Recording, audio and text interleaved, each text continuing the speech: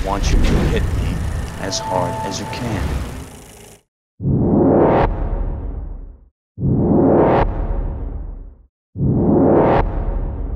Everybody's gone out of their mind. Oh, what a day! What a lovely day!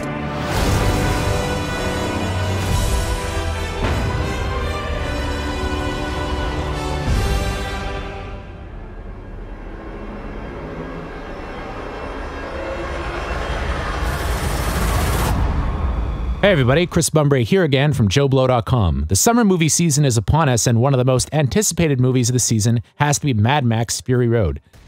Now, as most fans of Mad Max know, this is a quasi-sequel rather than a reboot, taking place sometime between the second and third films of the series. Now, for all you younger readers out there who may not know much about the franchise, we at JoeBlow.com have decided to put together this little abbreviated version of the saga so that you can not only get the most out of Fury Road as you can, but also to hopefully encourage you to check out the original series, 2 entries of which stand among the most explosive action movies ever made. The saga begins and ends with director George Miller. A former medical doctor, Miller was allegedly encouraged to make the original Mad Max through his time working in the emergency ward, where he saw many cataclysmic car crash injuries. Pair this up with the explosion of Aussie exploitation action, as chronicled in Mark Hartley's awesome Not Quite Hollywood, and you have the recipe for an action flick like no other. Miller shot the film with a super low budget and a cast of unknowns led by a 21-year-old actor named Mel Gibson. Legend has it Gibson was in a drunken brawl the night before his audition and showed up with a broken jaw and a couple of black eyes, giving him exactly the tough look that Miller wanted. Mad Max stars Gibson as the titular character, a cop in a post-apocalyptic Australia who quits the force when he starts to enjoy the violence he comes face to face with every day.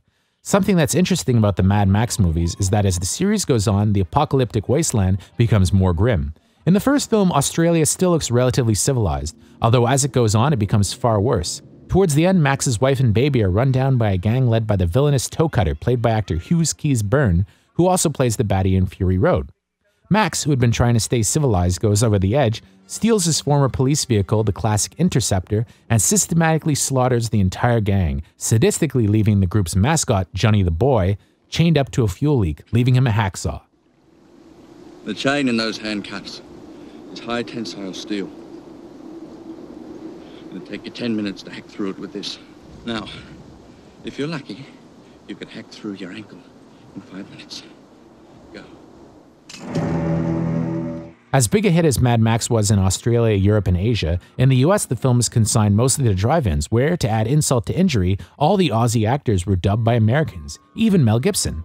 Until the DVD release in 2000, this was the only way to see it in North America. Regardless, George Miller pressed on with a bigger and better sequel, Mad Max 2, which got picked up by a major studio this time, which, thankfully, kept the original soundtrack. Considering how the original was barely released, the new studio Warner Brothers decided to rename the movie so that it wouldn't be seen as a sequel. Thus, a legend was born by the name of the Road Warrior. Here, Max has been roaming the outback for a few years in his Interceptor, with his dog being his only company.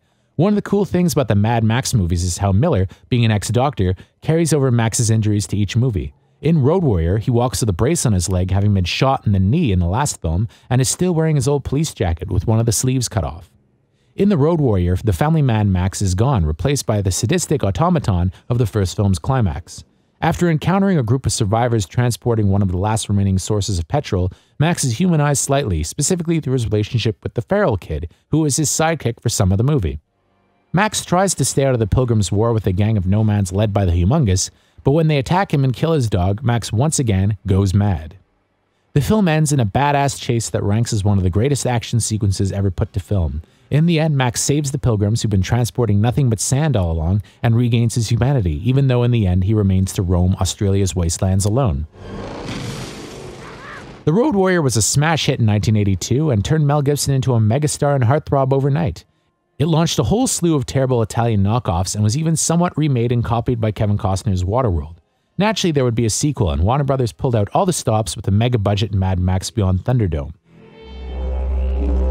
Miller himself took a backseat when his producing partner was killed in an accident in pre-production, only directing the action sequences, while George Ogilvy handled the rest. In Thunderdome, Max is supposed to be middle-aged, and as such, this takes place after Fury Road. He still walks with a limp, and in something that can only be seen in the HD versions of the movie, he's also blinded one eye following his injuries in The Road Warrior. Now somewhat humanized, Max winds up in Bartertown, which is run by Tina Turner's aunt Entity. He's sent to kill the town despot, a duo named Master Blaster, but after defeating Blaster in Thunderdome, which is arguably the film's best scene, Max is unable to bring himself to finish him off once he realizes the hulking beast is actually a mentally handicapped boy. Entity then banishes Max to the wasteland, where he's taken in by a tribe of children. Max becomes their leader and is further humanized by his contact with them. In the end, he takes on Entity and helps the children escape the wasteland, even though he winds up stranded in the outback.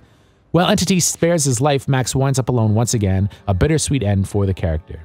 Now, Mad Max Beyond Thunderdome has been much maligned by fans. Sure enough, it pales compared to the first two movies. Most of this can be chalked up to Miller not really having his heart in it. As such, it's very much a studio film of its era with a watered-down PG-13 rating, sun casting in the presence of Tina Turner, who's actually not bad, and a rock soundtrack designed to help sell the movie on MTV.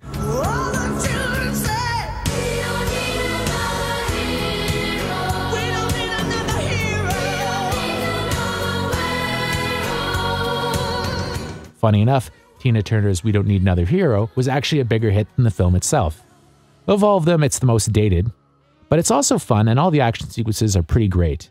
The only real problem is that for a Mad Max movie, there's no driving at all until the final act, which, along with the Thunderdome fight, seem to be Miller's main contributions. Nevertheless, the movie was a modest hit, but both Gibson and Miller moved on to other things, Gibson going on to do Lethal Weapon, and George Miller directing The Witches of Eastwick. Fury Road actually came close to happening with both men involved in the early 2000s, but alas, it was not to be. Now the franchise is back and bigger than ever. While it's somewhat disappointing that Gibson won't be back, he has wholeheartedly given his blessing to Tom Hardy being cast in the part, and it looks like Miller's relaunched the series of the movie that just might outdo The Road Warrior. We shall see, but until then, pick up the Mad Max series on Blu-ray and be amazed at this incredible trilogy. Until next time, I'm Chris Bumbray with JoeBlow.com. What's your name?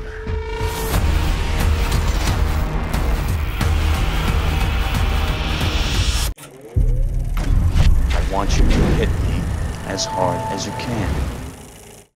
Are you a fan of Joe Blow? If not, you should be. Click below to subscribe to one of the best channels around, and click one of the other links to check out some other great videos from the Joe Blow Movie Network. Subscribe to our channel so you don't miss any of our exclusive videos that you won't find anywhere else. Or subscribe to watch the latest movie trailers as they become available. Thanks for watching, and we'll see you at the movies.